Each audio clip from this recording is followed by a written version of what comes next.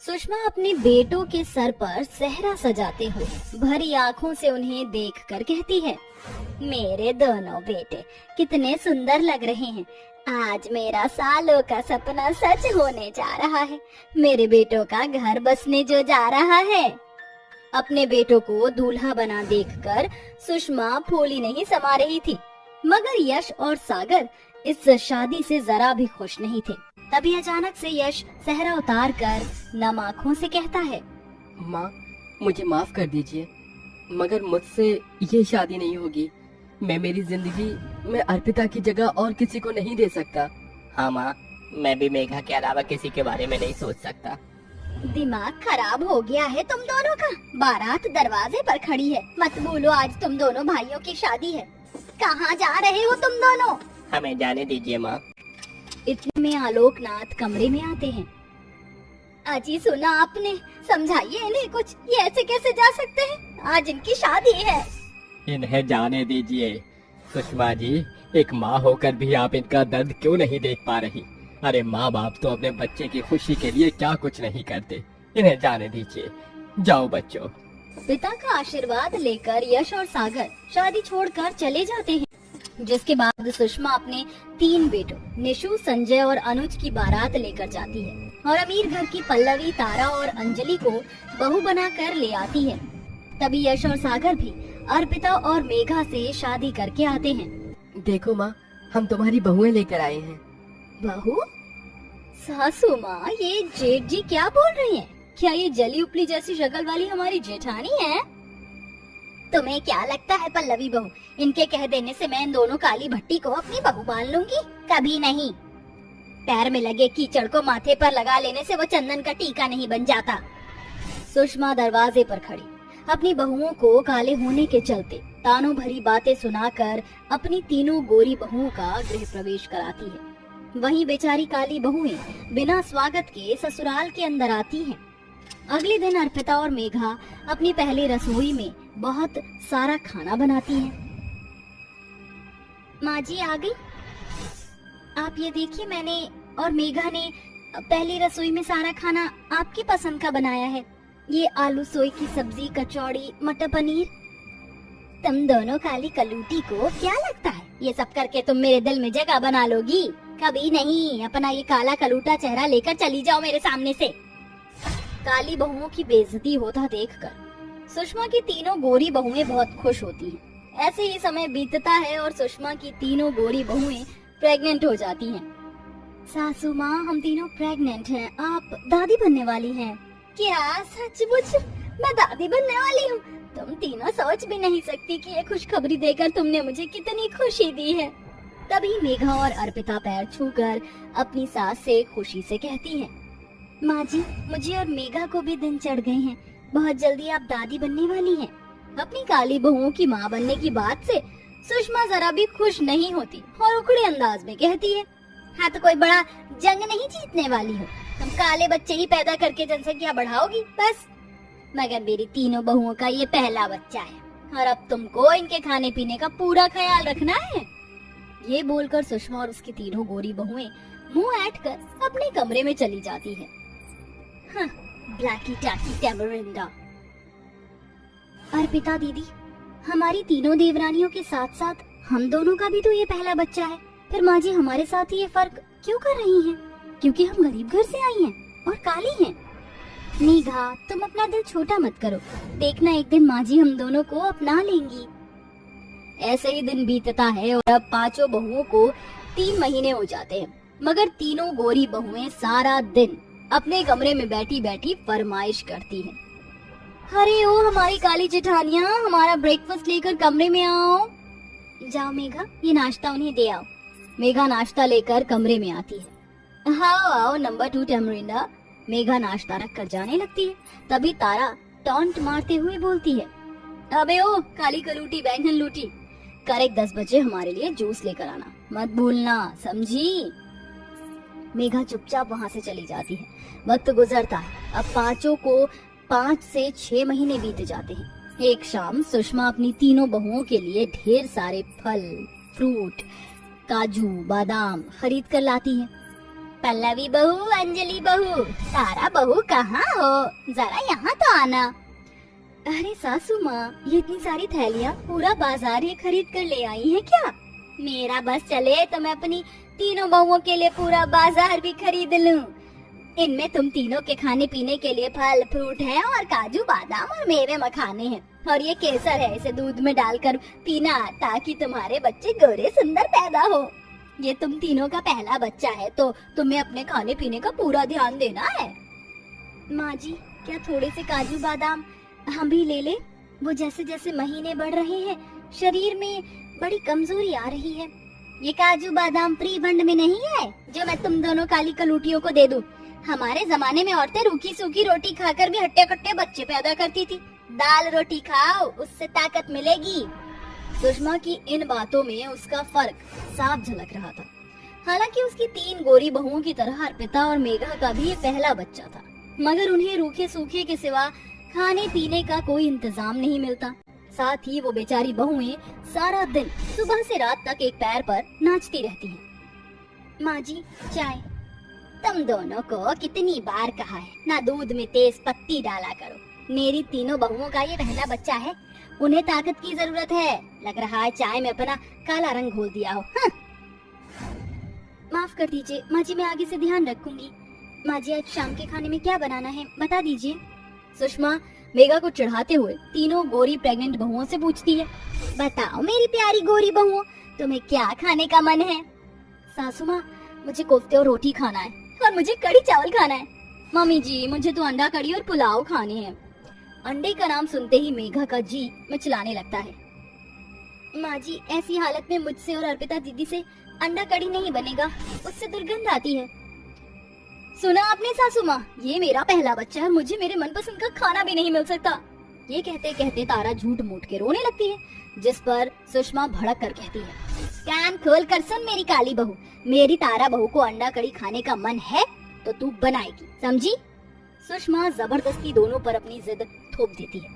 अंडा कड़ी बनाते हुए अर्पिता मेघा को बहुत उल्टियाँ होती हैं और दोनों की तबीयत बिगड़ जाती है, मगर सुषमा को उसे रत्ती भर भी फर्क नहीं पड़ता। समय बीतता है। अब सुषमा की सभी बहुओं को 7 से 8 महीने हो जाते हैं। तभी एक दिन सुषमा के शरीर पर बहुत सारे दाने निकल आते हैं। डॉक्टर की जांच के बाद ये पता चलता है, देखिए, आपके सास के शरीर में एलर्जी हो गई है और आप 5 ही प्रेग्नेंट हैं, इसलिए इनसे दूर रहिए और इनकी देखरेख के लिए एक नर्स रख लीजिए। ठीक है डॉक्टर साहब, शुक्रिया। नहीं बाबूजी, 5 बहुओं के रहते नर्स के सहारे हम सासू माँ को नहीं छोड़ेंगे। अरे चेहरे के साथ साथ तुम दोनों के दिमाग पर भी काली जम गई है क्या? सुना नहीं, डॉक्टर ने माँ जी से दूर रहने को कहा है। हम तीनों का ये पहला बच्चा है जिसके लिए हम पिछले 9 महीने से इंतजार कर रही हैं। हम अपने बच्चे को खतरे में नहीं डालना चाहते हैं। ये कहकर सुषमा की तीनों बहुएं वहाँ से चली जाती हैं, मगर अर्पिता और मेघा अपनी सास की सेवा बाड़ी करती हैं। अर्पिता बहू, मेघा बहू, दूर रहो मुझसे, वरना तुम्हारे बच्चों को कुछ हो ना जाए। हमारे बच्चों को कुछ नहीं होगा माँ जी, उनकी सुरक्षा भगवान के हाथों में है। हमसे हमारी सास की सेवा का मौका मत छीनिए माँ जी। अर्पिता और मेघा दिन रात अपनी सास की सेवा बाड़ी में लगी रहती। वहीं सुषमा की तीनों बहुएं कई दिनों तक अपने कमरे से बाहर भी नहीं निकलती। कुछ दिनों बाद सुषमा ठीक हो जाती है, तभी उसकी तीनों बहुएं परेशान होने का ढोंग करती हैं। मगर अब सुषमा की आंखें खुल चुकी थी। भगवान का शुक्र है सासू माँ, जो आप ठीक हो गई। हाँ सासू माँ, हम तीनों तो बस आपके ठीक होने की ही प्रार्थना कर रही थी। बंद करो तुम तीनों ये नाटक। अर्पिता बहू, मेघा बहू, तुम दोनों मुझे माफ कर दो। मैं हमेशा रंग रूप के चलते तुम्हारे साथ फर्क करती रही, मगर तुमने अपनी और अपने बच्चे की जिंदगी जोखिम में डालकर भी मेरी सेवा की।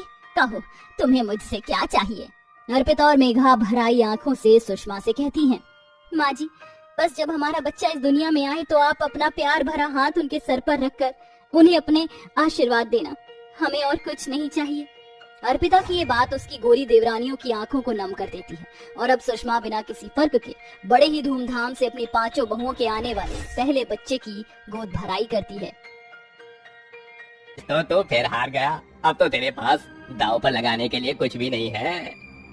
मेरा घर है ना, मैं उसे दांव पर लगाता हूँ। अभिनव अपने घर को दांव पर लगा देता है, लेकिन अभिनव की किस्मत इस बार भी उसका साथ नहीं देती और अभिनव अपना घर दांव में हार जाता है। अब मैं क्या करूं? मेरा परिवार तो बेघर हो जाएगा। हमारे पास इस घर के अलावा और कुछ नहीं है। अब हम लोग कहाँ जाएंगे? तू एक काम क्यों नहीं करता? अगर तू हमें घर नहीं दे सकता तो घर के बदले में 1 लाख रुपए दे दे। मैं इतने पैसे कहाँ से लाऊंगा? मेरे पास तो 1000 रुपए भी नहीं है। मुझे कुछ दिनों का समय दे दो। अभिनव के कहने पर बिरजू और मदन अभिनव को 2 महीने का समय दे देते हैं। अभिनव एक नंबर का जुआरी होता है। अभिनव की पत्नी अर्चना एक दर्जी होती है जो गांव के लोगों के कपड़े सिलकर अपने घर का खर्च चलाती है और अपनी 5 नंद का ख्याल रखती है। अर्चना रंग रूप से काली होती है, लेकिन काला रंग होने के बावजूद भी अर्चना दिल की बहुत साफ होती है। अर्चना, ये लो मेरी बेटी की शादी का कार्ड। तुम्हें और तुम्हारी 5 नंदों को मेरी बेटी की शादी में जरूर आना है। जी हम जरूर आएंगे। और ये लीजिए आपकी बेटी के कपड़े, मैंने ये सारे कपड़े सिल दिए हैं। विमला अर्चना की तारीफ करती है और उसे शादी का कार्ड और पैसे देकर चली जाती है। एक काम करती हूँ, इन पैसों से मैं शादी में जाने के लिए अपनी 5 नंदों के लिए कपड़े खरीद लेती हूँ। उनके पास शादी में जाने के लायक कोई कपड़े ही नहीं है। लेकिन ये 5 हैं कहाँ? सुबह से कहीं दिखाई नहीं दे रही है। लगता है ये 5 वही होंगी जहाँ मैं सोच रही हूँ। इतना कहकर अर्चना अपने घर के बाहर अपने आंगन में जाती है जहाँ उसकी 5 नंदे बैठी होती हैं। अर्चना की 5 नंदों को फूलों का बहुत शौक होता है, इसलिए उन्होंने अपने पूरे आंगन में हर जगह फूलों को उगा रखा था। अरे देखो, ये गुलाब का फूल कितना ज्यादा सुंदर लग रहा है। इन फूलों की खुशबू कितनी अच्छी है। ऐसा लग रहा है कि बस यहीं पर बैठी रहूं और इनकी खुशबू सूंघूं। इनकी जितनी अच्छी खुशबू तो और किसी चीज में आ ही नहीं सकती। दीप्ति, ज्योति, पूजा, मनीषा और निशा, तुम 5 को क्या पूरा दिन यहीं बैठना है? भाभी, आप जानती हो ना, ये फूल हमें कितने ज्यादा पसंद हैं। यहाँ से तो हमारा उठने का मन ही नहीं करता है। वो तो ठीक है, लेकिन अभी हम सबको बाजार जाना है। विमला काकी आई थी अपनी बेटी का शादी का कार्ड देने के लिए। अगले हफ्ते उनकी बेटी की शादी है, तो उसी के लिए मैं तुम सबके लिए कपड़े लेना चाहती हूँ। चलो अब जल्दी से तैयार हो जाओ, फिर हम सभी लोग बाजार चलते हैं। अर्चना की बात सुनकर अर्चना की 5 नंदे उठती हैं और जाकर तैयार हो जाती हैं। थोड़ी देर में भाभी और नंदे बाजार चली जाती है और कपड़े खरीदने लगती हैं कि तभी अर्चना की मुलाकात उसकी पड़ोसन कोमल से होती है। अरे अर्चना, तुम यहाँ, वो भी अपनी 5 नंदों के साथ? अरे वो विमला काकी की बेटी की शादी है तो उसी के लिए ही कपड़े खरीदने के लिए आए हैं। अच्छा, मुझे लगा कि कहीं तुम्हारी नंदों की सगाई होगी इसीलिए तुम कपड़े खरीद रही हो।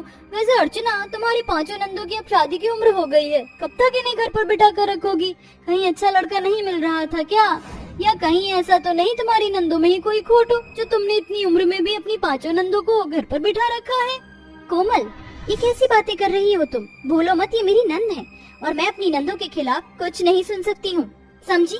मुझे मेरी नंदों के लिए अभी कोई अच्छा लड़का नहीं मिल रहा है। जब मिलेगा तो शादी का कार्ड सबसे पहले मैं तुम्हें ही देने आऊंगी, ठीक है? अर्चना की बात सुन कोमल का मुंह बन जाता है और वो वहाँ से चली जाती, जिसके बाद अर्चना भी अपने घर आ जाती है।